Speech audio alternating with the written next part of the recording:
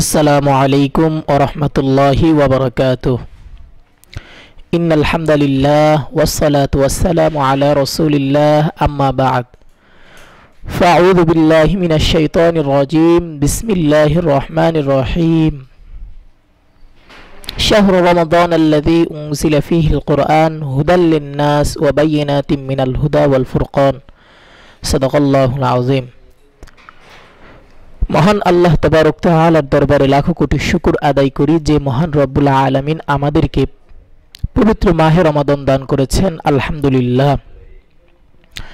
আল্লাহ পাক রব্বুল আলামিন পবিত্র মাহে রমাদানের এত বরকত দান করেছেন যে এই মাসের ইবাদত আল্লাহ পাক রব্বুল আলামিনের কাছে অন্য অন্য মাসের ইবাদতের চাইতে হাজার গুণ উত্তম। সুবহানাল্লাহ।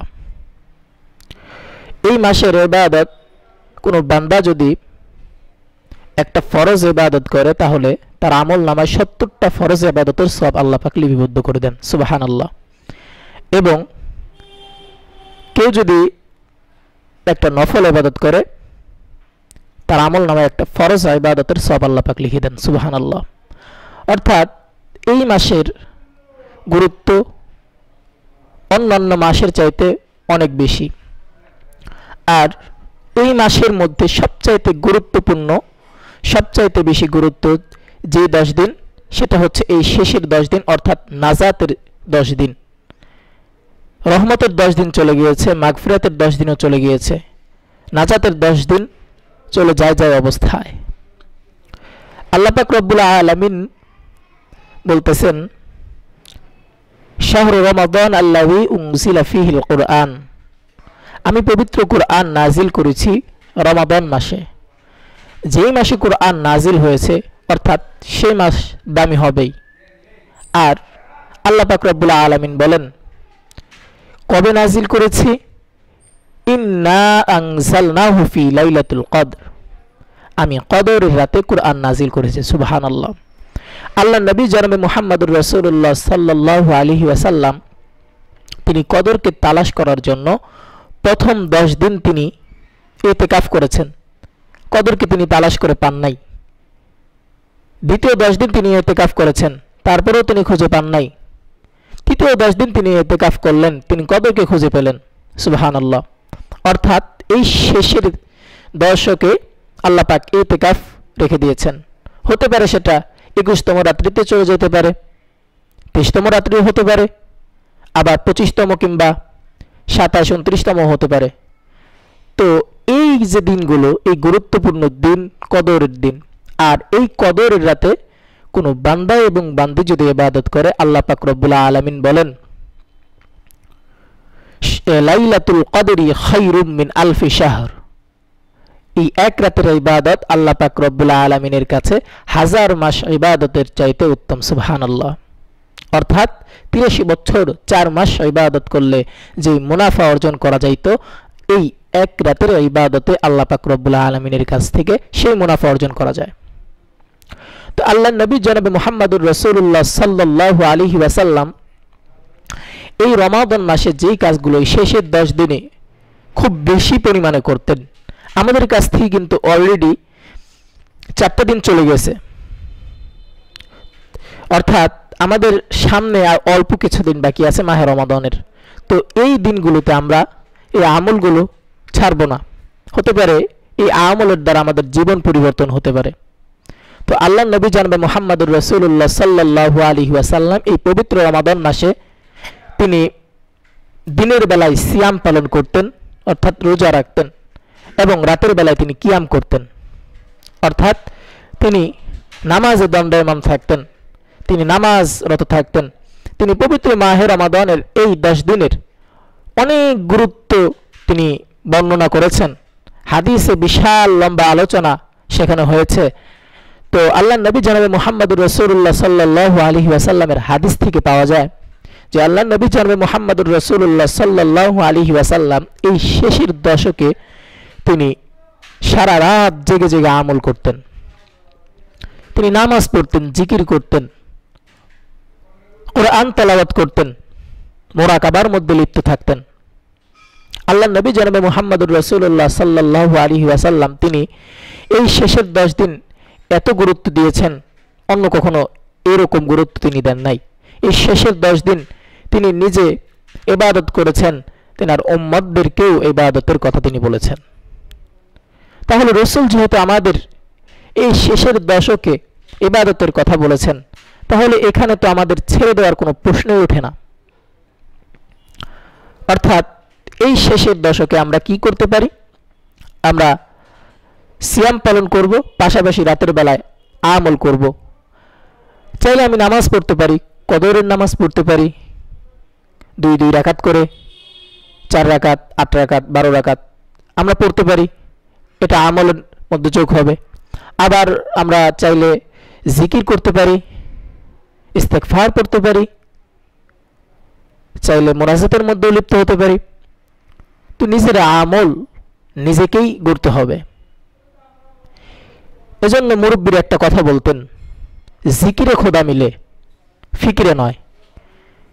জিকির করলে আল্লাহকে পাওয়া যায়, ফিকির করলে নয়।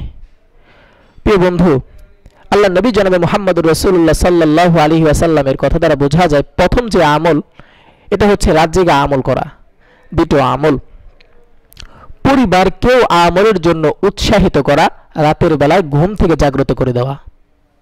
তো আল্লাহ নবী জনাবে মুহাম্মদুর রাসূলুল্লাহ সাল্লাল্লাহু আলাইহি ওয়াসাল্লাম বছরের অন্য কোনো সময় তিনার পরিবারকে নফল নামাজের জন্য রাতের বেলায় তিনি কখনো জাগ্রত করে দিতেন না, তিনি ঘুম থেকে উঠাইতেন না। কিন্তু এই শেষের দশকে, এই রমাদান মাসে আল্লাহ নবী তার পরিবার পরিজনকে তিনি ঘুম থেকে উঠিয়ে দিতেন। তিনি তাদেরকে নামাজের জন্য আহ্বান করতেন, ইবাদতের জন্য আহ্বান করতেন। কারণ এই মাসের ইবাদত যদি কদর যদি মিলে যায়, 1000 মাসের ইবাদতের চাইতে উত্তম আল্লাহ পাকের কাছে। এজন্য তিনি পরিবারকে তিনি জাগিয়ে দিতেন। তাহলে আমাদের এই শেষের দশকের দ্বিতীয় কাজ হলো যে আমরা পরিবারকে জাগিয়ে দেব, আমলের জন্য উৎসাহিত করব। এবং তৃতীয় যে একটা কাজ পাওয়া যায়, আল্লাহ নবী জনাবে মুহাম্মদুর রাসূলুল্লাহ সাল্লাল্লাহু আলাইহি ওয়াসাল্লামের প্রিয় স্ত্রী হযরত আয়েশা সিদ্দিকা রাদিয়াল্লাহু তাআলা আনহা এর বর্ণিত হাদিস থেকে পাওয়া যায় যে আল্লাহ নবী জনাবে মুহাম্মদুর রাসূলুল্লাহ সাল্লাল্লাহু আলাইহি ওয়াসাল্লাম মাহে রমাদানের শেষ দশকে তিনি কোমর বেঁধে নামতেন। কোমর বাঁধা মানে মুফাসসিরিনে কেরাম এই কোমর বাঁধার ব্যাখ্যা করেন যে কোমর বাঁধা মানে তিনি ইবাদতের জন্য বেশি মশগুল হয়ে যাইতেন। তিনি ইবাদতের জন্য তিনি মসজিদের মধ্যে থাকতেন, ইতিকাফ করতেন। আবার অনেক মুফাসসিরিনে কেরাম ব্যাখ্যা করেন যে এই কোমর বাঁধা মানে তিনি স্ত্রীদের থেকে পৃথক থাকতেন, স্ত্রী সহবাস থেকে তিনি পৃথক থাকতেন। এটা দ্বারা আবার বোঝা যায় পবিত্র মাহে রমাদানে রাসূলুল্লাহ সাল্লাল্লাহু আলাইহি ওয়াসাল্লাম স্ত্রী সহবাস থেকে তিনি বিরত থাকতেন। তো আরেকটা কাজ, এটা হচ্ছে তৃতীয় কাজ, কোমর বেঁধে নামা, আমলের জন্য আপ্রাণ চেষ্টা করা। তো আরেকটি কাজ, তৃতীয় কাজ যেটা, চতুর্থ কাজ যেটা, সেটা হচ্ছে কদরকে তালাশ করা। আল্লাহ নবী জনাবে মুহাম্মদুর রাসূলুল্লাহ সাল্লাল্লাহু আলাইহি ওয়াসাল্লাম বলেন, তোমরা কদরকে তালাশ করো, অবশ্যই তোমরা কদরকে পাবা। আর যদি তোমরা কদরকে পাও তাহলে এটা হবে তোমার আমলের এক বিশাল একটা মুনাফা। তো তুমি যদি একটা আমল করতে পারো তাহলে তোমার এই আমলের দ্বারা, কদরের আমলের দ্বারা 83 বছর 4 মাসের আমল তোমার আমলনামায় যোগ হবে। সুবহানাল্লাহ। পঞ্চম যে আমল আল্লাহ নবী জনাবে মুহাম্মদুর রাসূলুল্লাহ সাল্লাল্লাহু আলাইহি ওয়াসাল্লাম করতেন, শুরুতেও বলেছি ইতিকাফের কথা। তো ইতিকাফে আল্লাহ নবী জনাবে মুহাম্মদুর রাসূলুল্লাহ সাল্লাল্লাহু আলাইহি ওয়াসাল্লাম শেষ দশক তিনি থাকতেন। ইতিকাফ এটা হচ্ছে ফরজে কিফায়া, এটা থাকতে হবে। যদি কেউ না থাকে এলাকার সকলে গুনাহগার হিসাবে সাব্যস্ত হবে। অর্থাৎ রাসূলুল্লাহর এই হাদিস দ্বারা বোঝা যায় যে ইতিকাফ করতে হবে। আর ইতিকাফ অলরেডি 4 দিন চলে গিয়েছে। তো অনেকে ধারণা করতে পারেন যে আল্লাহ নবীর হাদিসের মধ্যে 10 দিন ইতিকাফের কথা আছে। হ্যাঁ, আপনি যদি চান আপনি এটা ওয়াজিব ইতিকাফও করতে পারেন, সুন্নত ইতিকাফ আপনি করতে পারেন, সুন্নাকে মুআক্কাদা ইতিকাফ করতে পারেন। শেষে শবে কদরের লাস্টের 3 দিন আপনি ইতিকাফ করলেন, লাস্টের 3 দিন আপনি ইতিকাফ করলেন, এটাও আপনার আমলে যোগ হবে। সুবহানাল্লাহ। আবার এটাও আপনি করতে পারেন, বা আপনার সময়ের সংক্ষিপ্ততার কারণে বা আপনার কাজের ব্যস্ততার কারণে আপনি হয়তো ইতিকাফ করতে পারতেছেন না। হ্যাঁ, আপনি নামাজের জন্য মসজিদের মধ্যে আহরণ করছেন, তো ওই সময় আপনি ইতিকাফের নিয়ত করে যদি ঢোকেন, আপনি 10 মিনিটও যদি ওই মসজিদের মধ্যে অবস্থান করেন, আপনার আমল নামায় ইতিকাফের সওয়াব লিপিবদ্ধ হবে। সুবহানাল্লাহ। আল্লাহ পাক রব্বুল আলামিন আমাদেরকে ইতিকাফের ফজিলত এর আগেও বলা হয়েছে। তো আল্লাহ পাক রব্বুল আলামিন যেন আমাদের পবিত্র মাহে রমাদানের এই আমলগুলো করার তৌফিক দান করেন। আল্লাহ পাক রব্বুল আলামিন আমাদেরকে সকলকে যেন কবুল আর মঞ্জুর করে নেন। আজকের মতন এই পর্যন্ত এই হেরাল আল অনুষ্ঠান থেকে বিদায় নিচ্ছি। আমি আমিরুল ইসলাম। আসসালামু আলাইকুম ওয়া রাহমাতুল্লাহি ওয়া বারাকাতুহু।